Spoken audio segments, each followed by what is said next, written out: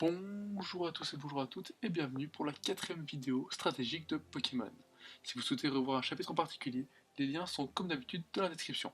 C'est parti. Chapitre 5. Les objets.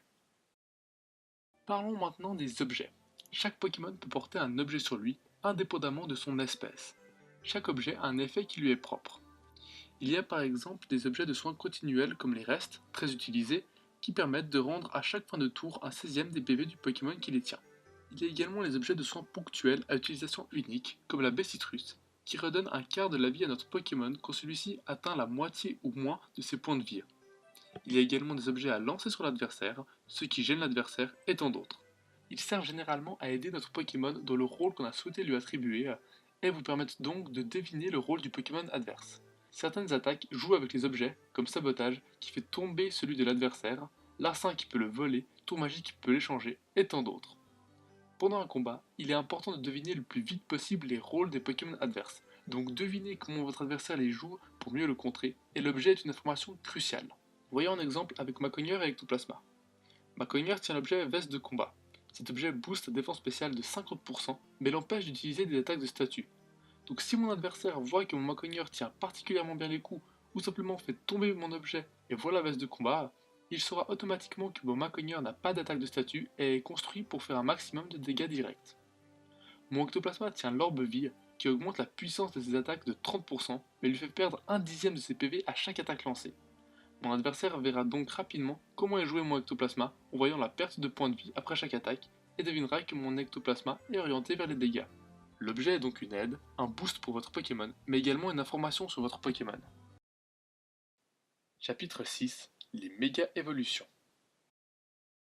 Parlons enfin de la méga évolution, l'exception venue de la 6ème génération. Quasiment tout ce que je vous ai dit est valable pour la méga évolution, mais elle constitue une exception pour certains éléments. Tout d'abord, les conditions pour méga évoluer. Il faut que le Pokémon tienne sa méga gemme, un objet propre à chaque méga évolution, et le joueur doit simplement activer lui-même la méga évolution quand le Pokémon se trouve sur le terrain, en même temps que de choisir une attaque. La méga évolution est comprise dans le tour, s'effectuera au tout début du tour et le tour se déroulera normalement. Attention, le tour de la méga évolution, le Pokémon gardera sa vitesse d'avant la méga évolution. Les méga gemmes ne peuvent pas être volées ou sabotées, on ne peut donc rien faire pour le moment pour empêcher la méga évolution. Il ne peut y avoir qu'une seule méga évolution par combat dans chaque équipe. Ensuite observons les changements lors de la méga évolution. Les statistiques changent énormément, à l'exception des PV qui ne bougent pas.